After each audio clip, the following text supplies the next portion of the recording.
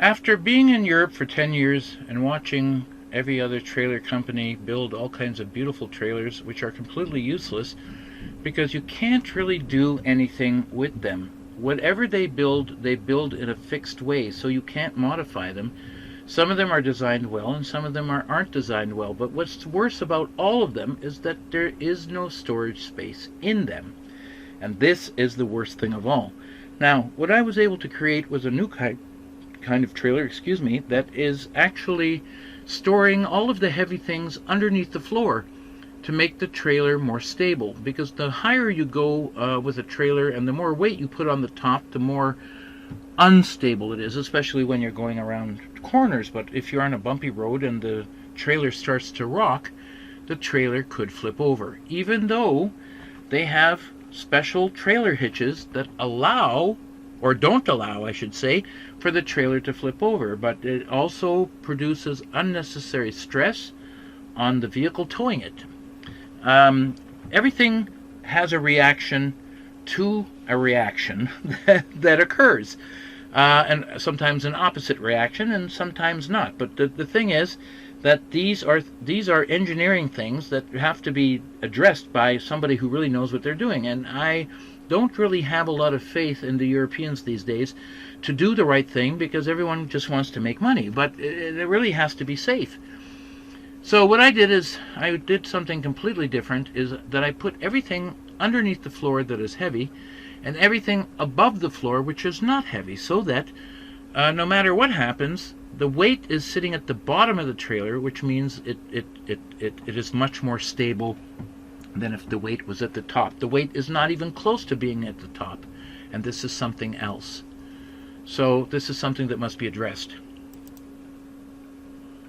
A trailer which is also a storage area, a staging area, a toy hauler, a motorhome charger, because I can actually plug my motorhome into it when the vehicle is stationary and I need additional power for my motorhome.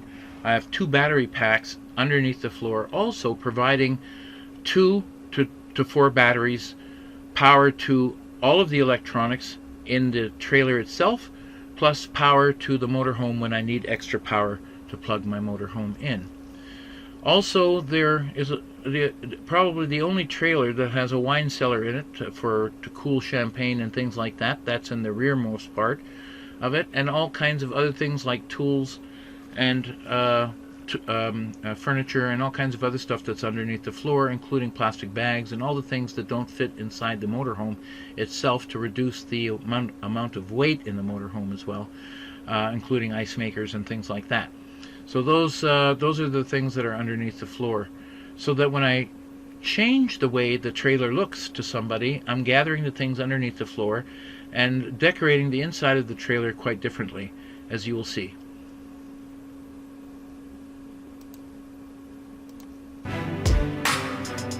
Hi there, I'm Les Bubik, otherwise known as Les the Handyman from Canada, and I'm in Hungary now, and I'm working on my solar trailer and my solar motorhome, which now are connected together.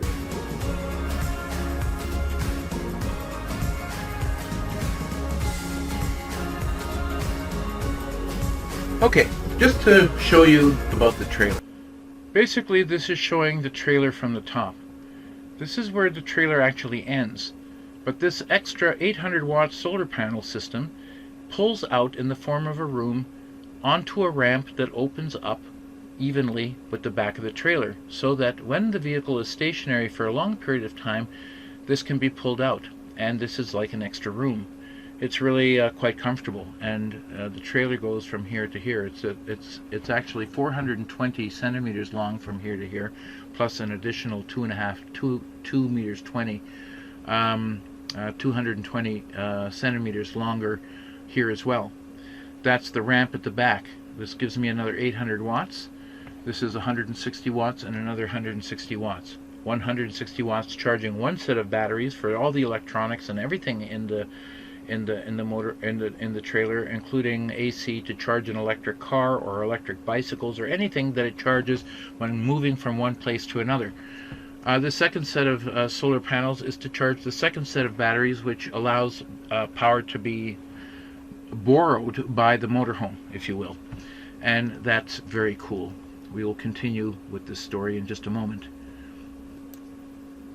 The trailer configuration, when it is open at the side door of the motorhome here, it is 820 centimeters from end to end, mostly filled completely on the top with solar panels.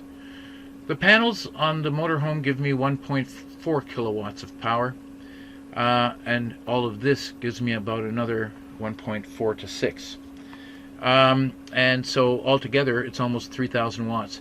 I thought about plugging in my electric bicycle with a solar trailer and a solar electric bike, but it's too much trouble to plug that in as well. However, I can take my computer and all my mobile phones with me, and this battery system back here with solar will actually charge it when I'm sitting, let's say, even in front of my motorhome. So I'm fine. I don't have to plug anything else separately into it. It will charge all the batteries for all my tools, fans, and all kinds of other things.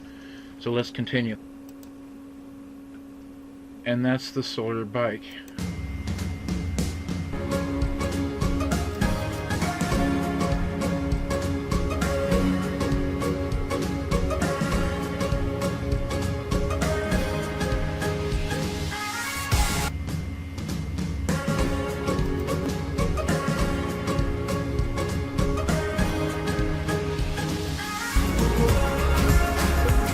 Sand them, fashion them, drill them, do whatever you need to do, and additional storage as well in the floor. Plus, this plastic room actually pulls out, and you will see when it's in meditation mode that will occur. Then the solar trailer is finished now, and when you pull out this plastic room, there are solar panels on the roof here that give me another 800 watts of power, but unfortunately when I'm parked in a forest it really doesn't do very much except protect it from the elements. And also when it lights up at night, or when the lights are on, it lights up this, it turns into a cube, a lit cube, which looks very nice at night. This is just another view of the same thing. You can see the light up there that runs along the ceiling. I have minuscule furniture in there. It's very comfortable, very nice. I'll have to put a couch in there. And this is what it looks like from the front. This material that's at the back, this material is actually covering all the tools and everything that are packed in behind here. So there's another 1.5 meters of space behind that. It looks kind of nice. This is a patch of green grass, but it's fake grass. But it's nice to sit on when you're sitting outside. That alligator is fake. Travel, everything